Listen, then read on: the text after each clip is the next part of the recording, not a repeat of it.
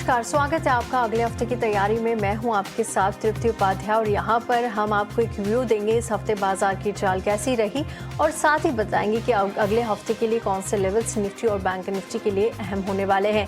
चलिए, अगर आज की क्लोजिंग पर हम नजर डालें तो अच्छा मोमेंटम आज मार्केट ने दिखाया। करीब 240 अंकों की तेजी यहां पर निफ्टी में रही। 24,200 के पार निफ्टी की बंद होता हुआ नजर आया। बैंक निफ्टी के लेवल्स की अगर बात करें तो यहां पर आज बढ़िया तेजी और बाजार को काफी सपोर्ट किया बैंकिंग शेयरों ने। करीब 800 अंकों की तेजी निफ्टी बैंक में देखने को मिली। 58,045 के आसपास यहां पर बैंक निफ्टी बंद होता हुआ नजर आया। इसके अलावा आज बाजार में जो मोमेंटम था उसमें बैंकिंग शेयरों ने बढ़िया सपोर्ट किया। आईटी में भी अच्छी तेजी देखने को मिली। करीब 2% की तेजी के साथ इंडेक्स बंद होता हुआ नजर आया। रियल्टी इंडेक्स बढ़िया परफॉर्मेंस इस पूरे हफ्ते रियल्टी शेयरों ने दिखाया। उसके अलावा एफएमसीजी की बात करें तो थोड़ा प्रेशर जरूर यहां पर देखने को मिला। मेटल इंडेक्स करीब 1.5% की तेजी के साथ बंद होते हुए नजर आए। वहीं अगर इसके अलावा प्राइवेट बैंकों की बात करें तो यहां पर भी तेजी देखने को मिली, लेकिन सरकारी बैंकों की तरफ से आज सपोर्ट काफी अच्छा था। ऑयल एंड गैस शेयर यहां पर भी आज बढ़िया तेजी का मोमेंटम और करीब 1% से ऊपर की क्लोजिंग यहां पर भी नजर आई। केमिकल शेयरों में भी लगातार हम देख रहे हैं यहां पर भी तेजी का ही मोमेंटम जारी है और 1.5% की तेजी के साथ बंद होते हुए नजर आए। अगर इस हफ्ते बाजार के मोमेंटम पर नजर डालें तो देखिए, पूरे हफ्ते में निफ्टी में करीब 0.2% की गिरावट यहां पर देखने को मिली। सेंसेक्स भी करीब 0.2% की गिरावट के साथ बंद होते हुए नजर आए। तो जो मोमेंटम है बाजार का उसमें mid cap and small cap ने आज इस हफ्ते अच्छी तेजी दिखाई। चलिए, हमारे साथ हमारे मेहमान भी जुड़ गए हैं, उनसे भी आपको इंट्रोड्यूस करा देते हैं। एचडीएफसी सिक्योरिटीज के अजीत नायक और जियोजित इन्वेस्टमेंट के गौरांग शाह, आप दोनों ही मेहमानों का बहुत बहुत स्वागत है 18 हाउस स्वदेश पर। मैं तृप्ति बात कर रही हूं और सबसे पहले मार्केट पर व्यू लेंगे, उसके बाद हम सवालों को शामिल करेंगे। गौरांग सर, आपके साथ शुरुआत करेंगे। इस हफ्ते बाजार कैसा रहा, कैसे रीड किया आपने? और देखिए, mid cap and small cap शेयरों ने अच्छा किया है। आज की क्लोजिंग भी काफी बढ़िया रही बाजार में और रियल्टी शेयर आज इस बार जिसने आउट परफॉर्म किया है, करीब 5% इंडेक्स ने तेजी दिखाई है। कैसे देखिए आपने इस हफ्ते की क्लोजिंग को और अगले हफ्ते के लिए कौन से बड़े इवेंट्स रहेंगे, कौन से अहम लेवल्स रहेंगे निफ्टी और बैंक निफ्टी के लिए? धन्यवाद तृप्ति जी, आपका मंच पर आमंत्रित करने के लिए। 18 हाउस स्वदेश के दर्शकों को और आप सभी को प्रणाम और शुभ संध्या हमारे तरफ से। तो शुक्रवार पिछला हफ्ता जो था, हालांकि शुक्रवार को हमने जो बाजार में चाल देखी वो अच्छी देखी, लेकिन एक डिस्क्लोजर पहले दे देते तृप्ति जी, क्योंकि आगे जाकर के कोई संकट खड़ा ना हो। तो जो भी निवेश लायक रणनीति आज इस कार्यक्रम में रखेंगे आपके, ये बुनियादी तर्क के आधार पर लंबी अवधि के लिए है। इसमें हमारी कंपनी जियोजित अथवा मेरा किसी भी प्रकार का व्यक्तिगत निवेश नहीं है, ना ही किसी प्रकार का वित्तीय लाभ मिलता है, ना ही किसी प्रकार का हितों का टकराव, लेकिन इसी स्तर पर आए हमारे क्लाइंट्स को देते हैं, संभव है कि उनका निवेश हो। तो शुक्रवार को जिस स्तर पर बाजार ने बंद दिया, एक अनुमान ये लगा करके चलते हैं कि अगले हफ्ते शायद हम 24,300 और 24,500 के पार जाने का प्रयास करेंगे। लेकिन इसके लिए एक चीज होना बहुत जरूरी है, वह जो खाड़ी और जो युद्ध को लेकर के खबरें आ रही हैं, वहां पर कोई बड़ी नकारात्मक परिस्थिति ना हो और बेबुनियाद बयानबाजी ना हो। मेरे ख्याल से अगर ऐसा रहता है तो शायद फिर से वो 24,300 और 24,500 के स्तर के तरफ जाने का प्रयास होगा। इसमें सहारा देने का अनुमान यह है कि शायद जो नतीजे हम देखेंगे, पिछले हफ्ते हमने देखा टीसीएस के नतीजे, एक बड़ी निराशा नहीं थी, वही बड़ी आशा थी। और उसी सकारात्मक संकेत को अगर आप देखें तो शुक्रवार को आईटी क्षेत्र में काफी सारे शेयरों ने अच्छा योगदान दिया, आईटी सूचकांक ने भी अच्छा योगदान दिया। जहां तक प्रश्न है आपका रियल एस्टेट सेक्टर का, तो तृप्ति जी, जब बाजार अच्छा होता है और आगे बढ़ता हुआ होता है तो मेरा ये मानना है, ये मेरा निजी मानना है कि रियल एस्टेट क्षेत्र आगे बढ़ते हुए आपको योगदान देगा। और अगर बाजार विपरीत दिशा में चलता है, यानी कि अगर दबाव में आता है, तो यही क्षेत्र है जो आगे बढ़ते हुए नीचे का योगदान देगा। हाँ, लेकिन एक बात सही है कि इस क्षेत्र पर हमारी कुछ 4 या 5 कंपनियों पर खरीदारी की राय है बुनियादी तर्क के आधार पर। और ये भी सुनने में आया है कि जिस प्रकार से नए लॉन्चेस आने वाले भविष्य में होंगे और जो रन रेट से जो प्रोजेक्ट्स लॉन्च हुए और जो तीव्र गति से बिकवाली हुई है, उससे रियल एस्टेट कंपनी की जो सक्षम और मजबूत कंपनियां हैं, क्षेत्र की जो कंपनियां हैं, उसमें नतीजे अच्छे आने के अनुमान है। अगर आप कारोबारी अपडेट्स की भी बात करें, बिजनेस अपडेट्स की पहली तिमाही की, तो वो भी काफी सारी बैंक्स और कंपनी ने जो दिया है वो सकारात्मक संदेश दे रहे हैं। कच्चे तेल में नीचे की तरफ के दायरे, इंडिया विक्स में नीचे की तरफ दायरे, और रुपए में मजबूती आने की संभावना डॉलर के मुकाबले। तो ये और बारिश का मौसम, तृप्ति जी, जिस प्रकार से किल्लत को लेकर के चिंता थी, अब मेघराज और इंद्रदेव के आशीर्वाद से शायद जो किल्लत थी वो कमी हो सकती है, और फैलाव जो है वो ठीक से होना चाहिए, जिससे जो पहले डर था महंगाई दर का और विकास दर पर असर पड़ेगा छोटी मध्यम अवधि में, वो दूर हो जाएगा। बिल्कुल ठीक। तो काफ़ी सारे फैक्टर्स भी हैं जो गौरांग सर ने भी हाईलाइट किए हैं। मॉनसून अपनी जगह है, ओवर द वीकेंड डेवलपमेंट्स देखने होंगे, यूएस और ईरान के बीच कैसे होते हैं, अर्निंग की शुरुआत हो चुकी है, आज से टीसीएस अपने नतीजे जारी कर चुकी है, गाइडेंस काफ़ी अच्छा दिया टीसीएस ने, जिसके चलते तेज़ी भी नजर आई। अजीत जी, एक क्विक राय आपकी भी जानना चाहेंगे, कैसे देख रहे हैं आप इस हफ्ते की क्लोजिंग को, और अगले हफ्ते के लिए कौन से बड़े ट्रिगर्स रहेंगे बाजार के लिए? ये हफ्ते का क्लोजिंग, ये हफ्ता थोड़ा काफ़ी वॉलेटाइल रहा है। मैं मालूम है कि ग्लोबल जिस हिसाब से जो पैन आउट हो रहा था वो थोड़ा सा इतना पॉजिटिव नहीं था। मगर हम निफ्टी पे अगर स्पेशली अगर बात करेंगे तो निफ्टी का जो है 23,750 का लेवल बहुत अहम है, वहाँ पे मल्टीपल सपोर्ट है। और हालांकि 23,500 का जो लेवल है वो रेजिस्टेंस है, मगर वो रेजिस्टेंस अब मुझे ऐसा लग रहा है कि वीक हो रहा है, क्योंकि लिए अगर हम देखें इसको 3 से 4 बार वो रेजिस्टेंस को मार्केट ने टेस्ट किया है, वहाँ पे जो भी ऑर्डर्स है वो ऑलमोस्ट एब्जॉर्ब हो रहा है और नीचे के लेवल से बाइंग आ रहा है। तो इसका मतलब पेंडिंग ऑर्डर्स जो रहेगा वहाँ पे वो थोड़ा कम होगा, और जो रेजिस्टेंस है वो वीक होगा। जब मल्टीपल टाइम अगर एक रेजिस्टेंस को बार बार वही लेवल पे अगर मार्केट टेस्ट करता है तो वो रेजिस्टेंस वीक हो जाता है। तो मुझे लगता है कि इस बार अगर मार्केट ने 23,500 को अगर वो लेवल के ऊपर क्लोजिंग दिया तो हमें 400 450 पॉइंट का रैली आराम से देखने को मिलेगा।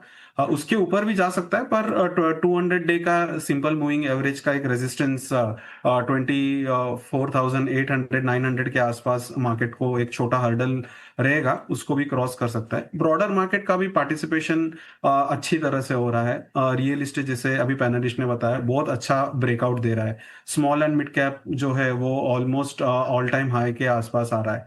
तो ब्रॉडर मार्केट पार्टिसिपेशन दिखाई दे रहा है मार्केट में। इसके लिए या तो आइदर कंसोलिडेट होगा और या आइदर निफ्टी ब्रेकआउट करेगा, पर ओवरऑल नेक्स्ट वीक मुझे लगता है कि पॉजिटिव ही रहने वाला मार्केट।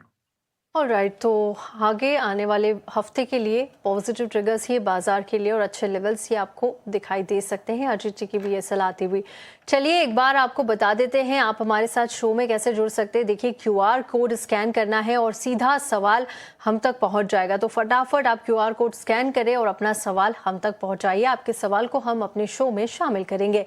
और चलिए अब सवाल जवाब के सिलसिले को शुरू कर लेते हैं। पहला सवाल जो है अरुण चक्रवर्ती जी का आया है। इनके पास स्नाइडर के शेयर है, करीब 20 की क्वांटिटी है, 1400 इनका बाइंग प्राइस है, और इन लेवल्स पर जानना चाहते हैं कि क्या करें, क्या फ्रेश एंट्री और लेना चाहिए, एड ऑन कर सकते हैं, और आगे के लेवल्स क्या नजर आ रहे हैं। 360 रुपए का प्रॉफिट, क्योंकि आज की जो क्लोजिंग रही है वो 1418 रुपए पर रही है, करीब 4.5% की गिरावट के साथ। यहाँ पर अजीत जी, सबसे पहले आपसे ही समझना चाहेंगे कैसे देख रहे हैं आप इस शेयर के आगे की चाल को, और किन लेवल्स पर क्या इन्हें एड ऑन की सलाह होगी इन लेवल्स पर? आप अगर हम स्नाइडर इलेक्ट्रिक का चार्ट पैटर्न वीकली, मंथली और डेली अगर स्टडी करें तो हर टाइम फ्रेम पे ये पॉजिटिव है। हायर टाइम फ्रेम पे, लोअर टाइम फ्रेम पे lower top and lower bottom बना रहा है, मगर हालांकि अभी डेली टाइम फ्रेम पे थोड़ा सा प्रॉफिट बुकिंग देखने को मिल रहा है। और आरएसआई में भी एक छोटा सा नेगेटिव डाइवर्जेंस है। नेगेटिव डाइवर्जेंस बुल मार्केट में इतना अच्छे से काम नहीं करता है। तो मुझे लगता है कि इनको एक सपोर्ट लेवल जो है 1300 का वो ध्यान पे रखना चाहिए। वो मल्टीपल छोटा सपोर्ट है, अगर वो ब्रेक नहीं करता है तो ये स्टॉक पे वो बने रह सकते हैं। अगर वो ब्रेक करता है तो इसमें से प्रॉफिट बुकिंग या एग्जिट करना जरूरी है, क्योंकि वो ब्रेक करते ही एक डीप करेक्शन आ सकता है, वहां से 1120 तक भी ये जा सकता है। मगर जो दिशा ये जो monthly and daily and weekly time frame बता रहा है वो एक अप ट्रेंड का ही रुख बता रहा है। बिल्कुल ठीक, तो अप ट्रेंड ही यहाँ पर जारी रहेगा और चार्ट्स भी काफ़ी अट्रैक्टिव नज़र आ रहे हैं आगे के लिए। अगला जो सवाल है वो ऋषभ ओमार का सवाल है। वारी एनर्जीज के 50 शेयर इनके पास, 3,208 इनका एंट्री प्राइस है और शॉर्ट टर्म का नजरिया लेकर चल रहे हैं। काफ़ी बड़े नुकसान में है, क्योंकि आज की जो वारी की क्लोजिंग रही है 2,916 रुपए पर क्लोज हुआ है, करीब करीब 1.5% से ज़्यादा की तेज़ी के साथ बंद होता हुआ नजर आया। गौरांग सर, वारी एनर्जीज के क्या फंडामेंटल्स फंडामेंटल्स आप देख रहे हैं आगे के लिए?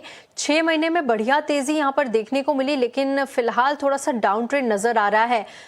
इस सेक्टर के फंडामेंटल्स की भी अगर बात करें तो इस थीम में कई ऐसे शेयर्स है जिनमें हमने अच्छी तेजी भी देखी है। क्या कोई टॉपिक और क्या आप इस पर बुलिश है? देखिए तृप्ति जी, सबसे पहले तो ऋषभ जी को ये बताना चाहूंगा कि शेयर बाजार में निवेश करना सभी जोखिमों के अधीन होता है।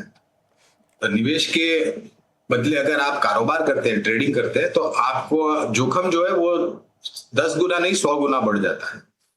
दूसरी बात, अगर आपने 3200 में लिया है और अगर भाव 2900 का है, तो आपका जो रिस्क मीटर है वो काफी पहले बजना चाहिए था। यानी कि आपने ट्रेडिंग के लिए लिया, नुकसान इतना हो रहा था, इसलिए आपने उसको डिलीवरी में कन्वर्ट कर दिया। ये बहुत बड़ी गलती लोग करते हैं और इस गलती से मैं प्रयास करता हूं काफी बार हमारे चैनल 18 स्वदेश पर आकर के लोगों को ये ज्ञान देने के लिए कि ट्रेडिंग का नजरिया ट्रेडिंग रखें, निवेश का नजरिया निवेश रखें। नुकसान हो रहा है इसलिए निवेशक बन जाते हैं, ये गलत बात है। अगर आप बुनियादी तर्क के आधार पर बात करते हैं तो एज अ डिस्क्लोजर वारी एनर्जीज पर हमारी खरीदारी की राय है।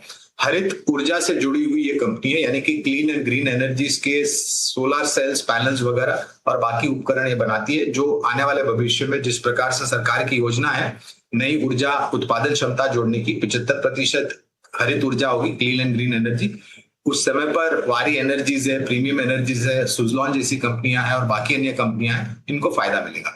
लेकिन दिक्कत ये बात की है तृप्ति जी के शॉर्ट टर्म का नजरिया, नुकसान हो रहा है इसलिए लॉन्ग टर्म हो गया, ऐसा कभी नहीं करना चाहिए, अनुशासन रखना चाहिए।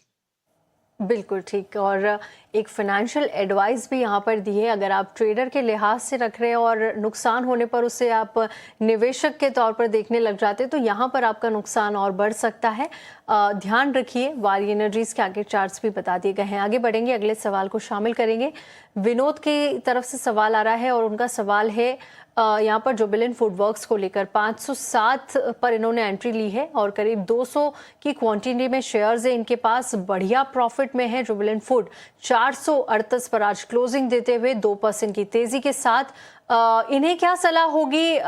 यहाँ पर गौरांग सर, जुबिलेंट फूड की बात करें तो लगभग एक साल के निचले स्तर की तरफ जाता हुआ दिखा, लेकिन आज के सेशन में अच्छी तेजी के साथ बंद हुआ है। पिछले 1 महीने की बात करें तो बढ़िया तेजी यहाँ पर नजर आई है।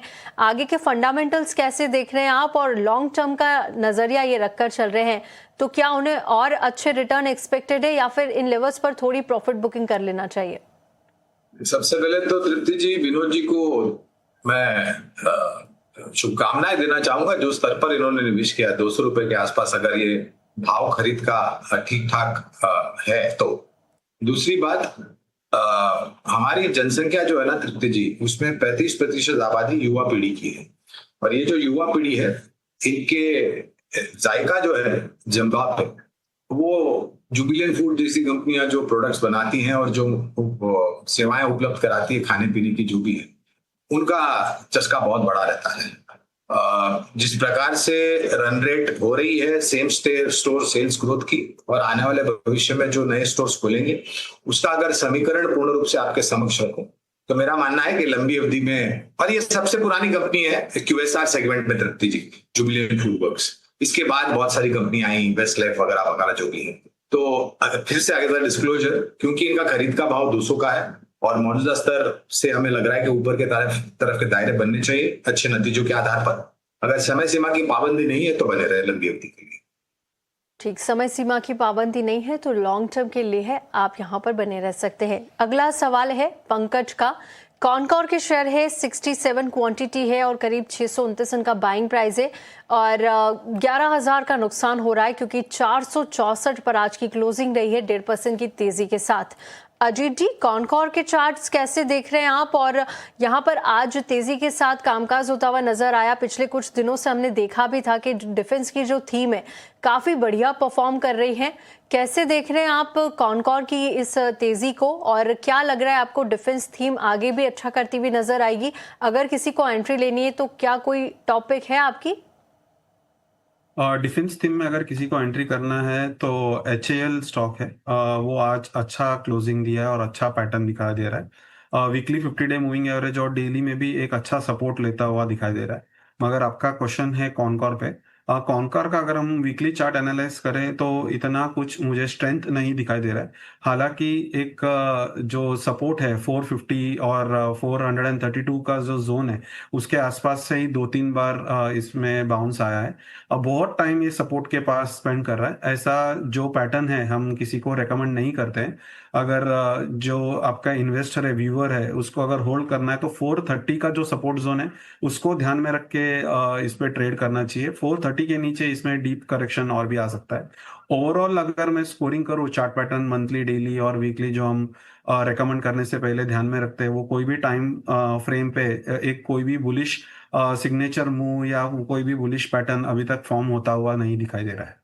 बिल्कुल ठीक। तो एचएएल टॉप पिक, अगर डिफेंस में किसी को नई पोजीशन लेनी है, इसके अलावा कॉनकॉर पर ये सलाह आती हुई 430 एक अहम लेवल यहाँ पर बता रहे हैं। आगे बढ़ेंगे, अगले सवाल को शामिल करेंगे। प्रतीक का सवाल आ रहा है और इनके पास आईआरसीटीसी के शेयर है। 200 शेयरों की संख्या है, 720 पर खरीद के रखे हैं और इन लेवल्स पर करीब 43,000 से ज्यादा का नुकसान होता हुआ 503 पर आज आईआरसीटीसी की क्लोजिंग रही, करीब 1.5% की तेजी के साथ।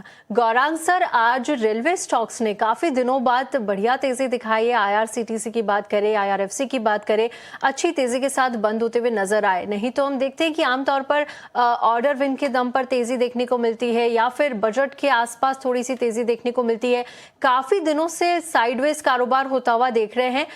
पूरे रेलवे पैक पर इस तेजी में क्या तेजी का जो मोमेंटम आज हुआ है ये आगे भी कंटिन्यू करेगा? और आईआरसीटीसी के फंडामेंटल्स कैसे दिख रहे हैं आगे के लिए? कितने रिटर्न संभावित है? पहले तो एक समय था जब रेलवे से जुड़ी हुई कंपनियों ने बहुत शानदार योगदान दिया था, निवेशकों को अपने निवेश के ऊपर एक बहुत बढ़िया मुनाफा खड़ा करके दिया था। लेकिन उसके पश्चात पिछले अगर आप एक साल से देखें तो रेलवे क्षेत्र से जुड़ी हुई कंपनियों ने बहुत बड़े पैमाने पर अंडर परफॉर्मेंस किया है और लोगों की निवेश की गई पूंजी पर नुकसान भी काफी लोगों को हो रहा है। जहां तक आईआरसीटीसी की बात है तो एक समय पर हमारी खरीदारी की राय थी, हमारे लक्ष्यांक से ये 1.5 गुना बढ़ गया था। हमने मुनाफा वसूली की राय दी थी और फिर हमने कवरेज निकाल दी थी, क्योंकि हमें लग रहा था कि मूल्यांकन को लेकर के रेलवे क्षेत्र से जुड़े हुए स्टॉक है वो अपनी सीमा पार कर गए हैं। अब ये वास्तविकता तो है ही तृप्ति जी के भारतीय रेल में बहुत बड़े बड़े परिवर्तन हो रहे हैं। काफी सारी नई वंदे भारत ट्रेन चल रही है। बहुत जल्द मुंबई अहमदाबाद मुंबई बुलेट ट्रेन होगा। Dedicated freight corridors, railway station के आधुनिकीकरण, कोचेस के आधुनिकीकरण, रेलवे वैगन्स के आधुनिकीकरण और नई ट्रेन लॉन्चेस होंगी। इस सब का फायदा रेलवे से जुड़ी कंपनियों को मिलेगा और खास करके आईआरसीटीसी को, क्योंकि आईआरसीटीसी केवल मात्र मुसाफरी को टिकट मुहैया नहीं कराती है, बाकी बहुत सारे काम भारतीय रेल के लिए करती है। अब दिक्कत यह है कि यहाँ पर भी 720 की खरीद है तृप्ति जी और भाव है 503 का, यानी कि प्रति शेयर आपको 220 रुपए के आसपास का नुकसान हो रहा है। तो सबसे पहले तो प्रश्न ये उठता है कि क्या अपनी पूंजी ये फिर से आ पाएगी कि नहीं आ पाएगी। मुनाफा तो छोड़ दीजिए, तो अभी स्पेसिफिक तो राय नहीं दूंगा तृप्ति जी, क्योंकि फिलहाल कवरेज नहीं है आईआरसीटीसी पर। लेकिन फिर से वही बात दोहराऊंगा, निवेशकों को और कारोबारियों को अपने नुकसान की एक सीमा बांध करके चलनी चाहिए। हद से बाहर नुकसान चला जाता है तो मुनाफा तो छोड़ दीजिए, आपकी पूंजी जो लगाई है वो लौट करके आएगी नहीं, उस पर बड़ा प्रश्न चिन्ह लग जाता है।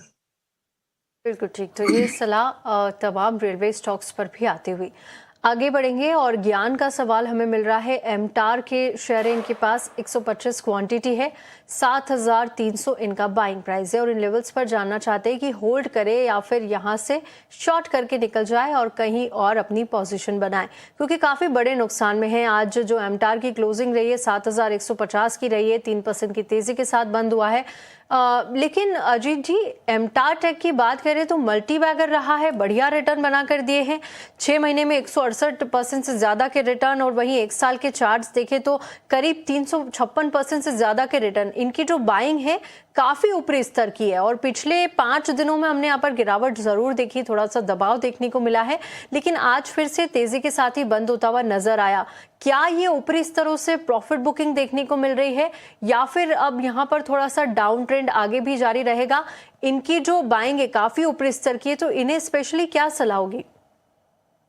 आप अगर हम एमटार का वीकली एंड मंथली चार्ट देखें तो एक बैरिश reversal kind of a pattern बन रहा है। मतलब ये ट्रेंड अब जो अप ट्रेंड इतने दिनों से हम देख रहे थे उसमें या तो पॉज आ सकता है या तो ट्रेंड रिवर्स हो सकता है। ऐसा डबल टॉप पैटर्न फॉर्मेशन देखने को मिल रहा है। उसका जो नेक लाइन आता है, जो बेस लाइन हम बोलते हैं, वो 6770 का है। उसके नीचे अगर जाता है तो ये पैटर्न का कंफर्मेशन होता है और डाउनवर्ड ट्रेंड इसका चालू होने का प्रोबेबिलिटी बढ़ जाता है।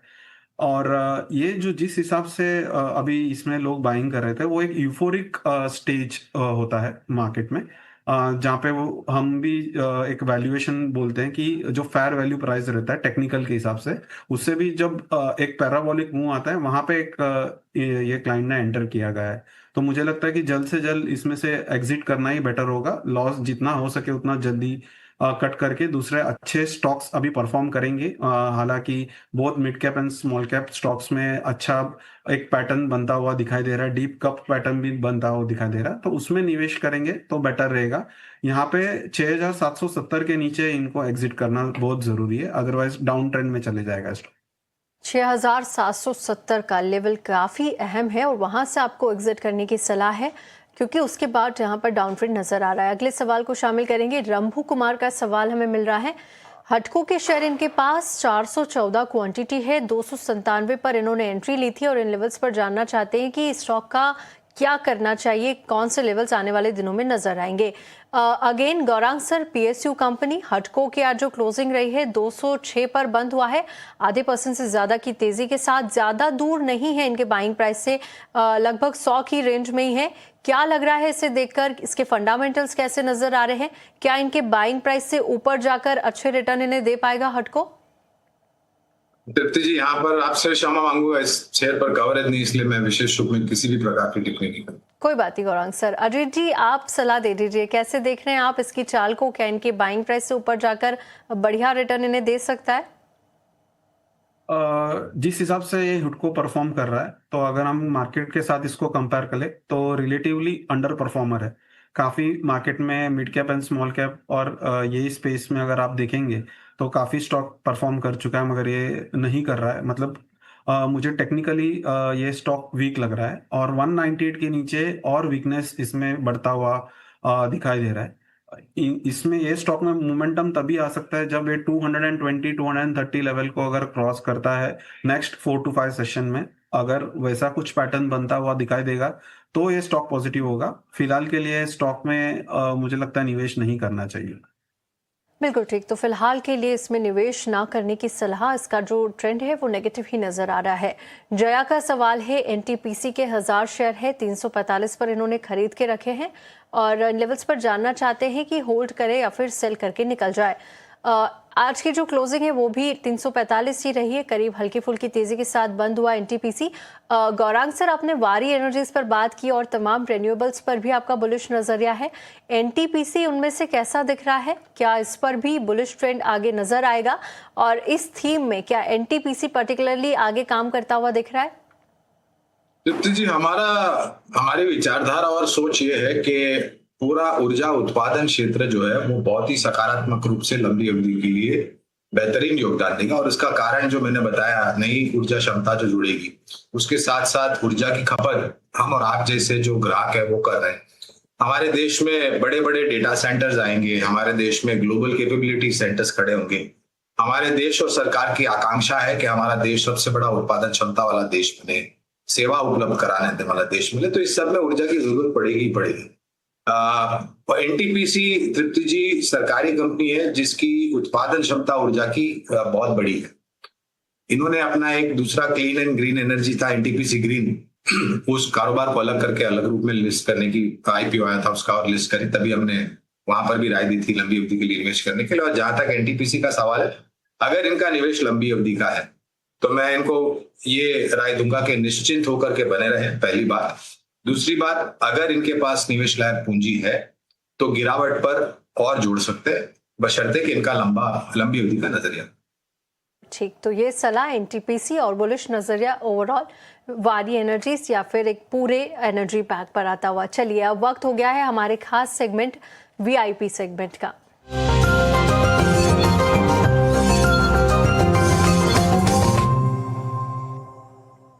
वक्त की थोड़ी कमी है हमारे पास, तो अजीत जी क्विक कॉल्स लेंगे। आज की वीआईपी कॉल्स क्या रहेगी आपकी? पहला स्टॉक मैंने बाय दिया है आरबीएल बैंक पे। बैंकिंग स्पेस मुझे काफ़ी अच्छा दिखाई दे रहा है। काफ़ी जो पैटर्न है लॉन्ग टर्म शॉर्ट टर्म वो दोनों एक अच्छे फेस पे आए हैं, जहाँ से यहाँ पे भी निवेश करने पर भी एक अच्छा रिटर्न मिल सकता है। तो आरबीएल बैंक जो है वो अभी ब्रेकआउट का वर्ज पे है और काफ़ी अच्छा पैटर्न बना दिया है। तो 370 के स्टॉप लॉस पे आरबीएल बैंक पे बाय कर सकते हैं। फॉर द अपसाइड जो टारगेट है वो 405 का रख सकते हैं। दूसरा स्टॉक मैंने तनला सॉल्यूशन रेकमेंड किया है। ये भी एक टाइट कंसोलिडेशन से बाहर आता हुआ दिखाई दे रहा है। तो 525 के स्टॉप लॉस से इसको 600 के टारगेट के लिए देख सकते हैं। तो ये दो स्टॉक मैंने आज के लिए रेकमेंड किया। और ये जो स्टॉक जो डिस्क्लोजर है वो हमारे क्लाइंट को भी रेकमेंड किया हो सकता है। मेरा पर्सनल कोई होल्डिंग नहीं है। ऑलराइट, तो Tanla solutions and RBL bank. Gaurang sir, आपकी पिक्स क्या रहेगी आज की? कैपिटल गुड्स इंजीनियरिंग क्षेत्र से जुड़ी हुई कंपनी जो थोड़ी बहुत रक्षा में भी योगदान देती है, सरकारी कंपनी है बीएचईएल बेल। 450 के लक्ष्यांक है और ये राय मैं लंबी अवधि के लिए दे रहा हूँ। ये बीटीएसटी नहीं है, ना ही 3-6 महीने के लिए। लंबी अवधि का तात्पर्य या मतलब होता है कम से कम साल 1.5 साल या उससे ज्यादा अगर आपका नजरिया है तो ही ये विचारधारा रखें और थोड़ी बहुत अभ्यास करके निवेश करें। तो बेल में 450 के लक्ष्यांक है तृप्ति जी लंबी अवधि के लिए। इस तरह से खरीदारी शुरू कीजिए और गिरावट पर जोड़ते जाए। दूसरा विकल्प एक मझौली कंपनी है सीमेंट उत्पादन क्षेत्र की दालमिया भारत लिमिटेड। हालांकि पिछले वित्तीय वर्ष में इसके नतीजे है वो दोनों तरफा आए थे, कभी हाँ कभी ना जैसा माहौल था, कभी अच्छे नतीजे कभी बुरे नतीजे। लेकिन जो भी दिक्कतें थी तृप्ति जी वो दूर हो गई है। अब लगता है कि उत्पादन क्षमता और सीमेंट की खपत, ये समीकरण अगर सामने रखता हूं तो आने वाले तिमाहियों के नतीजे बेहतर आएंगे। 2080 के लक्ष्यांक है, ये भी लंबी अवधि के लिए नजरिया है। इस तरह से शुरुआत कीजिए और गिरावट पर जोड़ते जाए। बिल्कुल ठीक। तो लंबी अवधि 1 से 1.5 साल कॉल्स गौरांग सर की तरफ से चली। इसी के साथ आप दोनों मेहमानों का बहुत बहुत शुक्रिया हमारे साथ जुड़ने के लिए, विस्तार से बातचीत करने के लिए।